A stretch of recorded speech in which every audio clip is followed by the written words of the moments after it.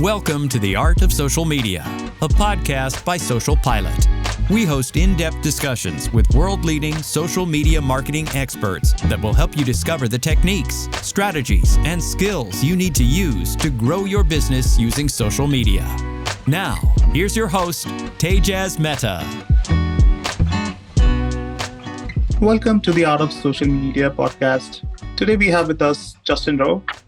Justin is a LinkedIn legend, a paid ads expert, and an agency owner called Impactable. Justin, you kind of had a very interesting business, and now you are with an agency. Why don't you tell us something about yourself, give us some background, and tell us why we should listen to you? I actually came from the restaurant industry for most of my early career, which is not where you typically see a marketer or an agency owner come from. I discovered LinkedIn kind of early on, maybe 6-7 years ago, and I used it to find opportunity. I used it to connect with recruiters, HR managers, district managers, company owners. I was initially just looking for better opportunity, but I stumbled into how powerful the platform was. From there, I actually became a part owner of a small restaurant franchise. LinkedIn helped attract investors that I ended up starting down that journey. That freed me up to have a ton of extra time. Realizing the power of LinkedIn, I started a LinkedIn outreach agency. We were serving 200 active clients at one point. And then I actually, about a year and a half ago, we went through an acquisition. I sold the majority of the agency to a data investor.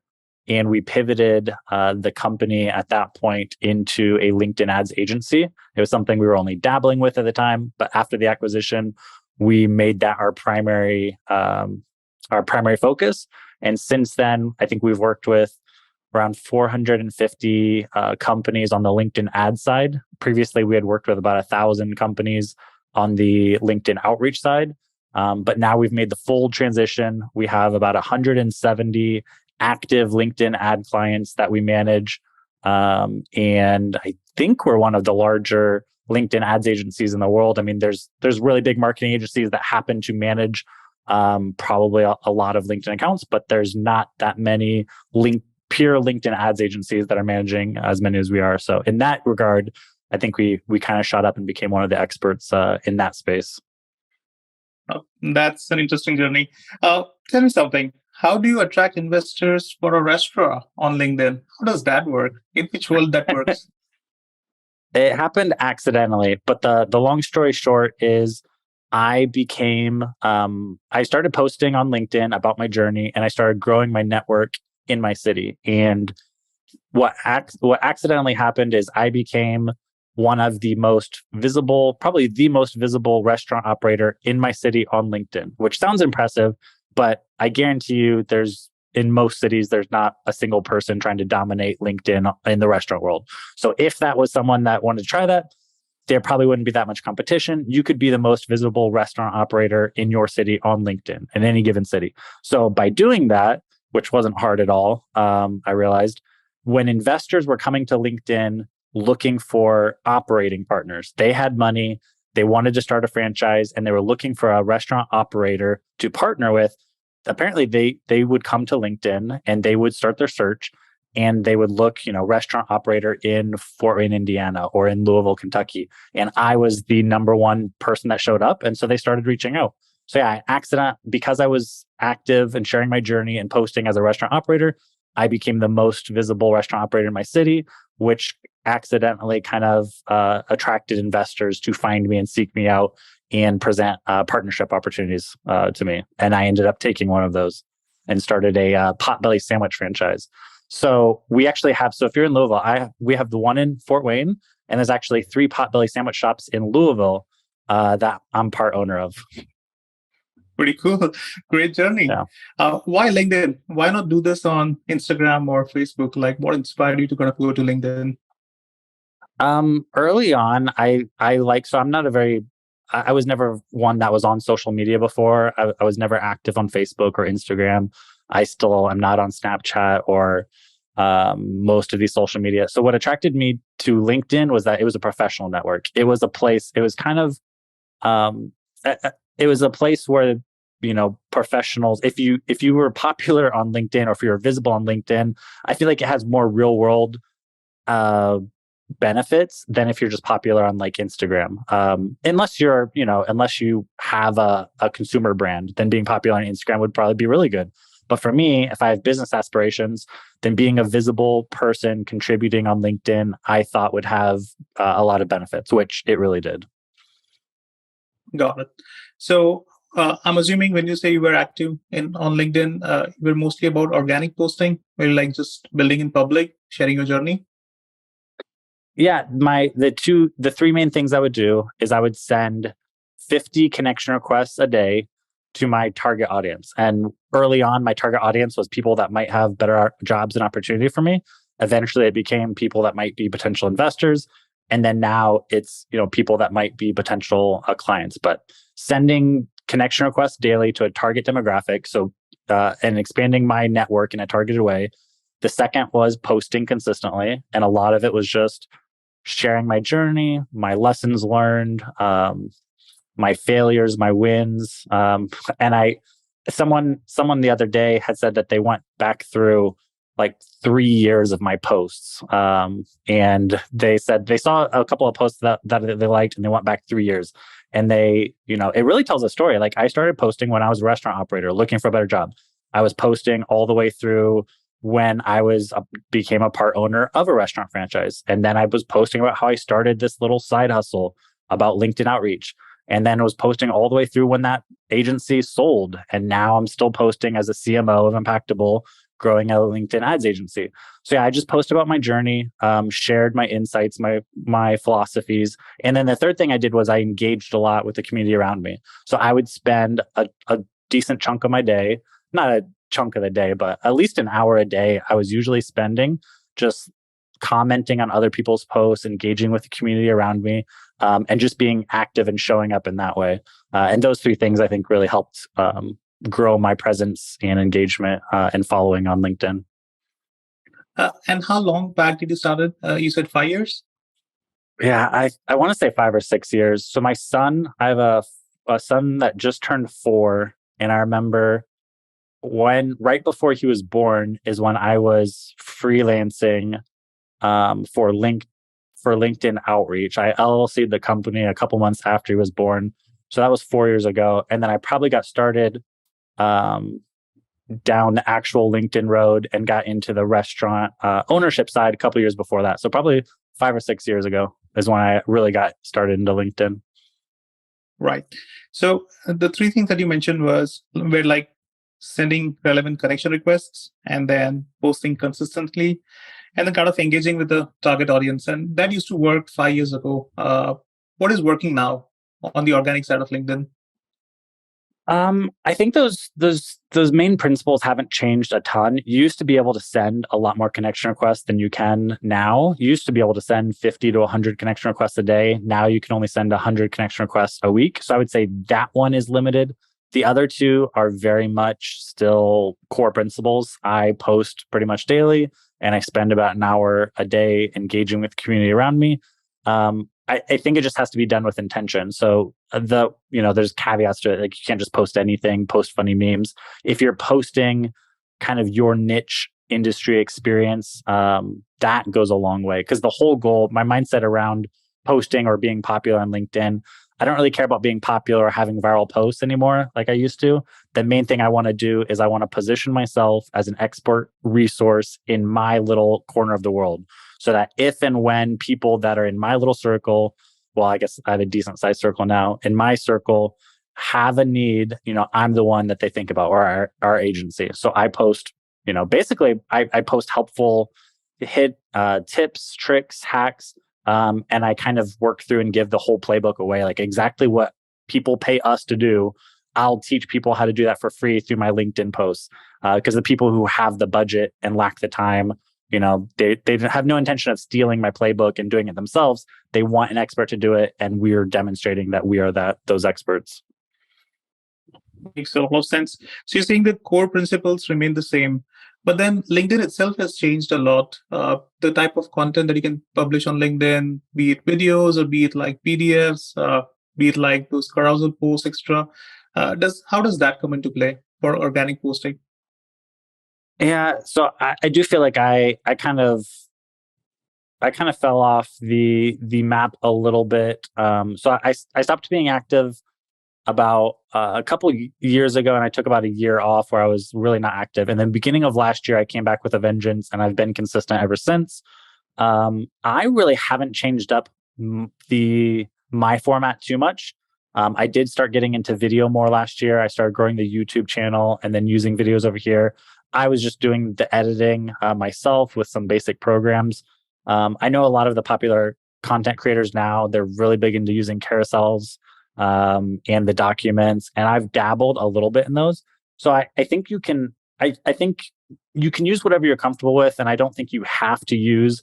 I mean, one thing I know is that if LinkedIn introduces a new content type, they give a lot of additional boost to content creators who use those. So there is a lot of benefit in trying to keep up with what's trendy and use the carousels and use the document. But if it feels like too much for you to keep up with, you're not missing out on, you can still be successful just making text posts every day. If you don't want to put yourself out there with videos and selfies, and if you don't have the assets to create carousel ads, if you just give your knowledge away in text posts, you could still do really well for yourself. And again, it's not about what kind of content gets the most views. It's, how are you most comfortable sharing your expertise, and at what pace can you do that consistently? That's usually what ends up being the difference. Got it. Do you spend a lot of time coming up with this content strategy for LinkedIn? So most of last year, I was kind of just shooting from the hip. I mean, I have a basic philosophy of I want to share value, I want to share my journey, I want to share my wins and failures, and over kind of I started analyzing the posts a little more, like which posts were getting the most traction, which posts actually created like inbound leads for us, and I got a better idea of. I kind of loosely had a framework. Like I realized people really like real examples. So once a month, I would share the actual stats from our LinkedIn ad campaign. I would share exactly how much we spent from each layer, what the results were, how many booked calls, what the costs were. There was another one of, our overall marketing strategy that involved more than LinkedIn. People really liked those actual numbers, how many booked calls we got in a month, where we were spending, what ad channels we were spending our money. So over time, I did get like a basic framework after just tons of trial and error and seeing what worked and didn't work. This year, we did get a little more serious. So up until now, all through Link and Learn, through the acquisition, up until January of this year, I was the only marketing department of one. It was just me making content, running our ads, which, I mean, I like that lean startup. We didn't have to pay for a CMO. I was the CEO and CMO.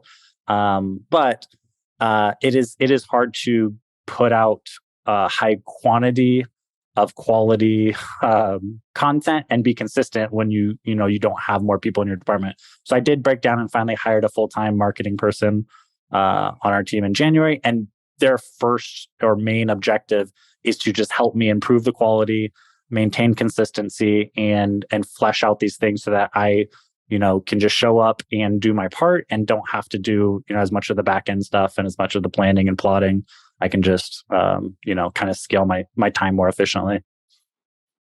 Got it. So congratulations on getting your first hire for marketing. Hopefully that'll kind of ease up your time. Does LinkedIn Organic play well with other channels? Do you have like strategies around repurposing content? You mentioned you take YouTube videos and post them on LinkedIn. What else do you do to ensure that content gets published everywhere? So yeah, it's one of my goals for this year is to get deeper distribution to the other channels. So the main channels that I focus on is, and I guess that's something. So posting the same video or content on 5 different channels, that's better than nothing. It's really good to go deep on a channel or two, because that layer of manual engagement with the community around you, that's kind of one of the big drivers that helps you grow on a specific platform. And that's hard to do on all of them. So yes, we don't do as good of a job as we should about distributing our content on all the platforms. We distribute it on LinkedIn. organic LinkedIn company page. The videos that I'm making, I put up on YouTube. And then a lot of the other content I try to package into our newsletter as well for distribution. And then I'll even take some of my top performing organic posts. And LinkedIn doesn't let you sponsor organic posts directly, like not from your personal page. But what I've kind of done as a little cheat code is I'll take a screenshot of my organic post, and then I'll run that image as an ad and put ad spend behind it and send that to my target audience or as a retargeting ad.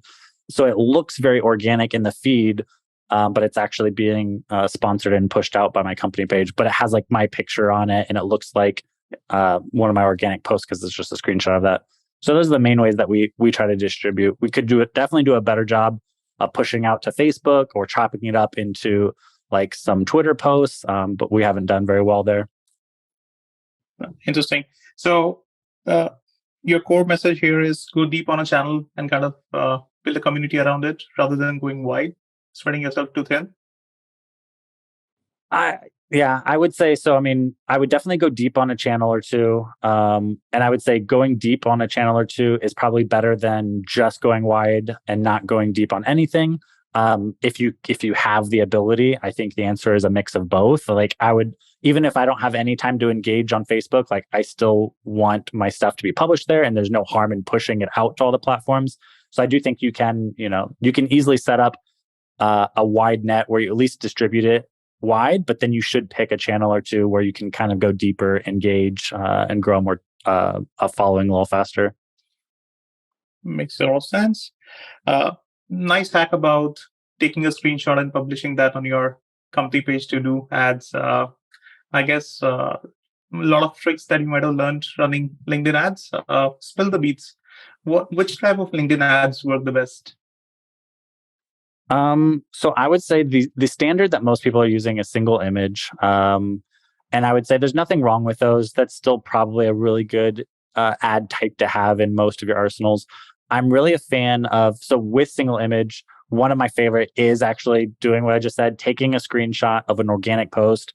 I've even done where, I've taken a screenshot of like a YouTube video with like the views, because I think part of the hack is there that you include in the screenshot the social proof, the number of likes and comments. So you take a highly viewed video or a post with a ton of engagement and you screenshot that, and when you use that as an ad, the thing it does is it kind of jump starts that social proof, social engagement.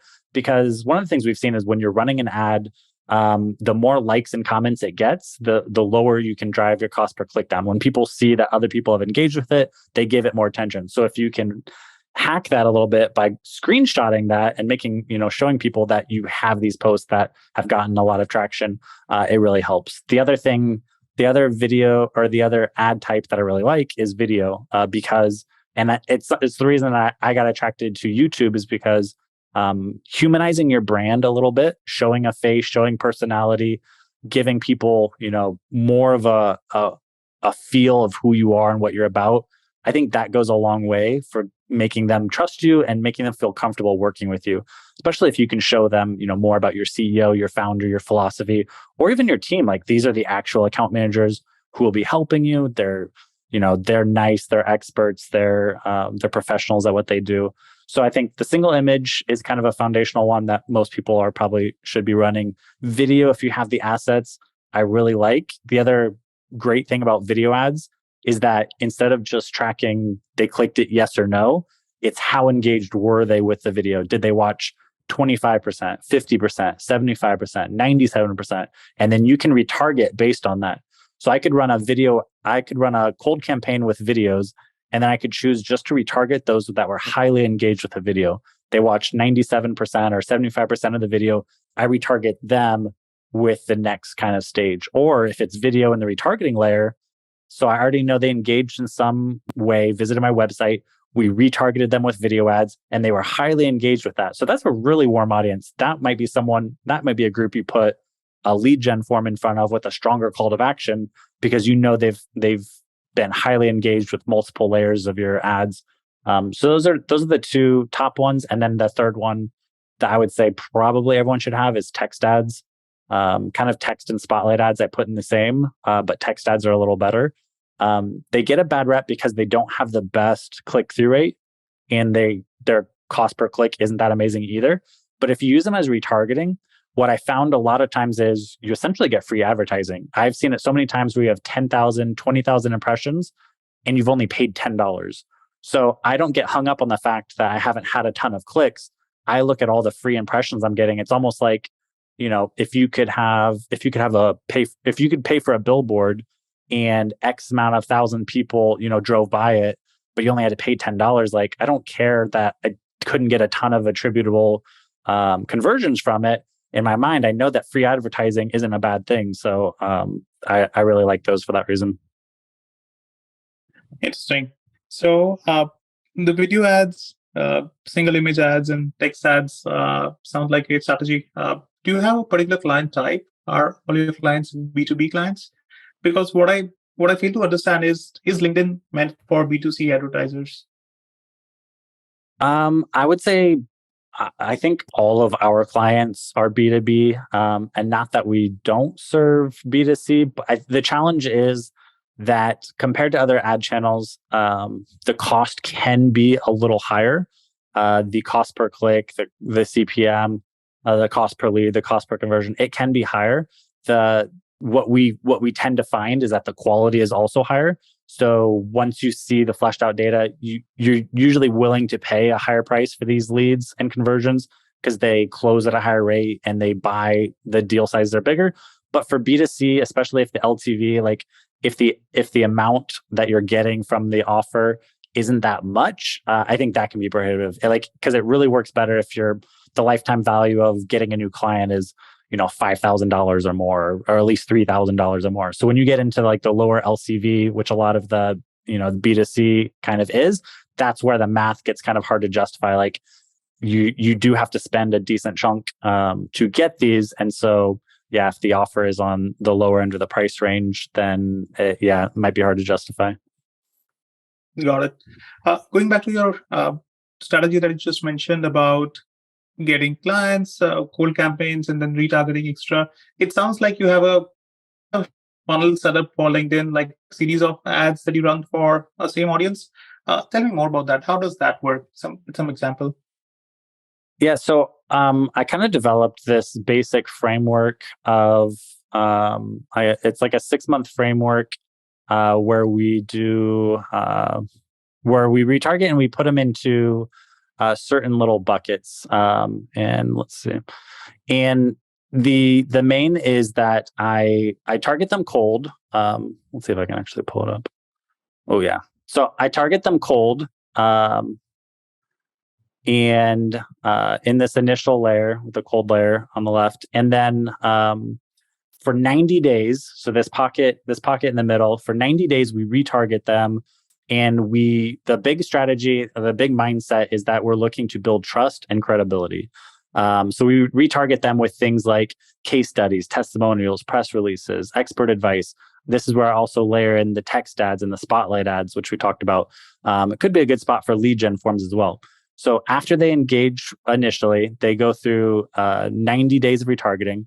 If they make it through these 90 days of retargeting without engaging with the ads, without visiting the website again, or without converting, most of the expensive ads, like the in-feed, single image, the video, the lead gen forms, they all drop off and we stay in front of them with what I call a light nurturing. So these are the high impression, low cost, kind of display ads on LinkedIn that would be great just to keep your logo and name in front of them long term. So for 90 to 180 days, we just then switch to follower ads, text ads, and spotlight ads. And then if they do engage with this middle layer, so they actually, we retarget them and they actually engage with that retargeting layer, that would be a great spot for this kind of 30-day high intent, stronger CTA. Like I said, if you have a retargeting video and then they're highly engaged with that, that's a great spot to kind of push a stronger call to action and kind of nudge them into action with book a call or let's talk or a lead gen form that someone will follow up on. So we have the cold audience, retarget them for 90 days. If they make it through that without engaging anymore, we drop off the expensive stuff and just lightly nurture them with follower ads, text ads, and spotlight. If they do engage with the retargeting layer, we kind of push for a stronger call to action. So that would be the basic kind of framework or funnel. And it's kind of like this, the way it works is kind of like there's this nucleus of a center of activities. So the closer they are to when they took action, that's when we're hitting them with like everything we got. And then the further they get away, after they get 90 days out from taking their last action, we're dropping off more and more ads and just lightly nurturing them. The other thing I really try to do with my ads in the retargeting is I try to funnel them into some kind of organic community so that even after they drop, if they age out of my paid ad strategy, they're in one of our owned lists that we can nurture them. So either pushing them to subscribe for our YouTube channel, our newsletter, pushing them to my personal LinkedIn page or a company page. If we can get them to follow one or more of those communities, then if even after our paid ads drop off, we still have an opportunity to stay in front of them essentially for free and indefinitely in one of those communities. No, that's smart. So in a way, you're trying to kind of create an own audience list for yourself through various means, be it newsletter or YouTube community. Wonderful.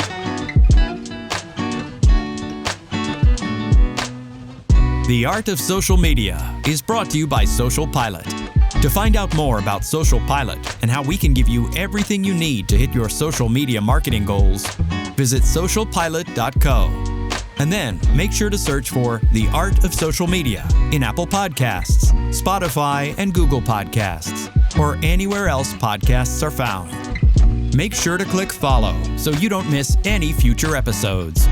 On behalf of the team here at SocialPilot, thanks for listening.